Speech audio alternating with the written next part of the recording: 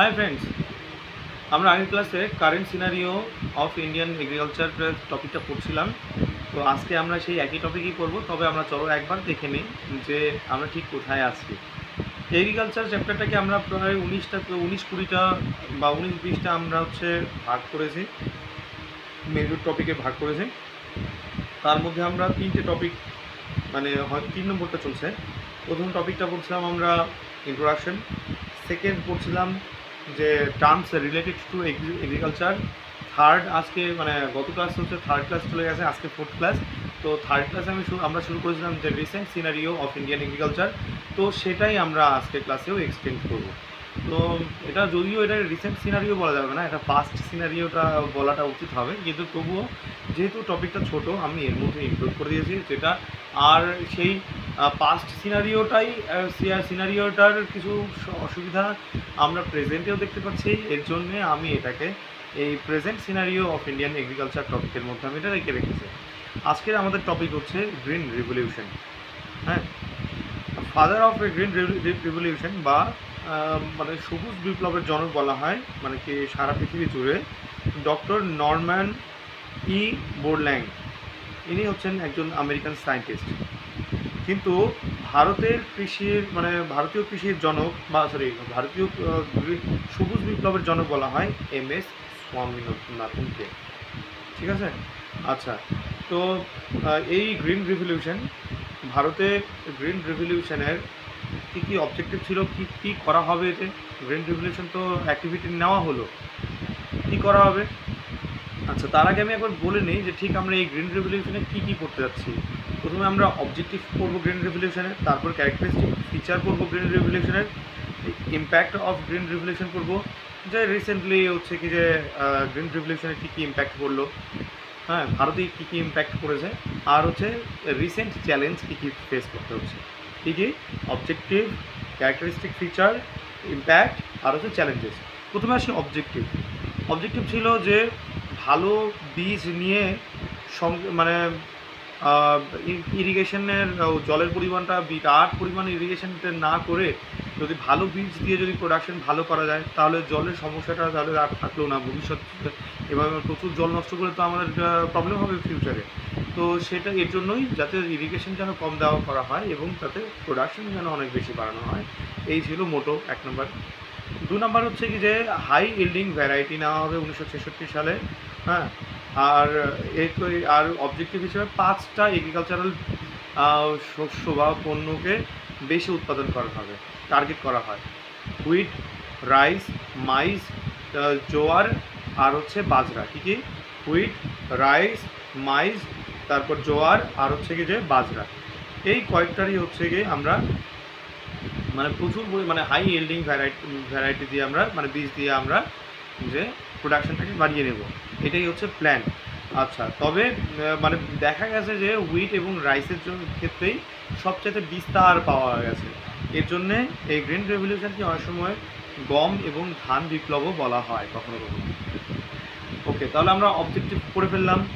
এবার আসি আমরা characteristic feature of green revolution. কী দেখা যায় তাতে? তো মাল্টিপল ক্রপিং দেখা যায়।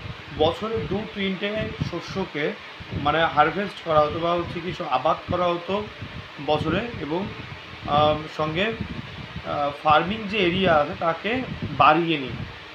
স্বাধীনতার সময়কার ঘটনা বলা হচ্ছে যে কৃষি জমির পরিমাণটাকে বাড়িয়ে নিয়ে ল্যান্ড মানে কি কনভার্সন করিয়ে কৃষি জমির পরিমাণটাকে বাড়িয়ে নিয়ে কৃষিজ শস্য এদের উৎপাদন বৃদ্ধি করেই কি অর্থনৈতিক অবস্থাকে উন্নতি করার প্ল্যান করা হয়।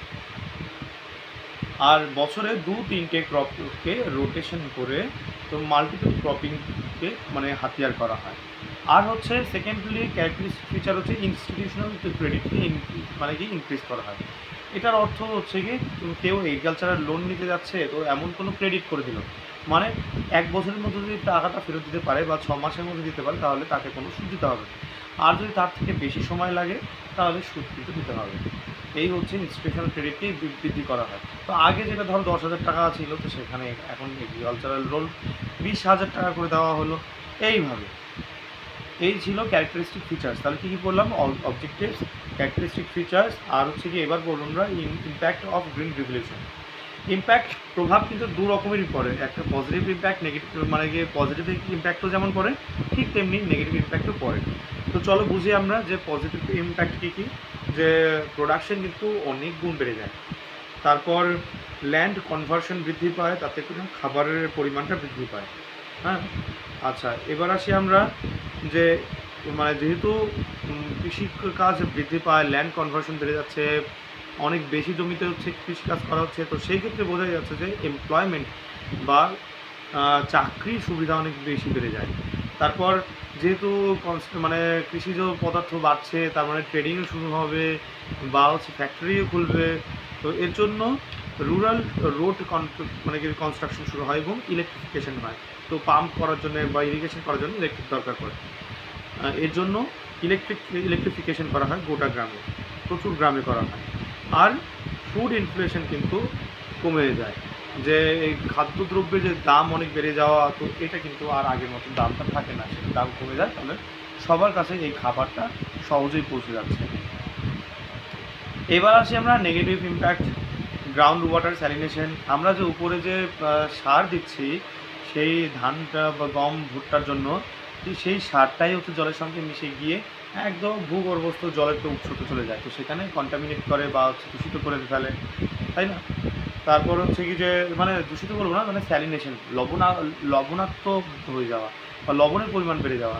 আচ্ছা এবার আসি পেস্টিসাইড এবং সার বিক্রি করার জন্য বিষক্রিয়া শুরু হয়ে যায় জলে, মাটিতে হচ্ছে কি যে টক্সিসিটি বেড়ে যায়, সেখানে যদি কোনো উদ্ভিদ বাড়ে ফল দেয়, তখন সেই ফল খেলেই আমরা টক্সিক পদার্থ আমাদের শরীরে চলে যাবে। হ্যাঁ, তারপর যে কি বলে যে সয়েল ডিপ্লেশন বা ভূমি ক্ষয় হওয়া বেড়ে যেতে থাকে। তারপর মানে অল্প কিছু জায়গাতেই শুধুমাত্র রিভলিউশন হয়, সব জায়গাতে কিন্তু রিভলিউশন হয়নি, মাত্র 4-5টা প্রদেশেই কিন্তু এই ঘটনাটি দেখতে দেখা যায়।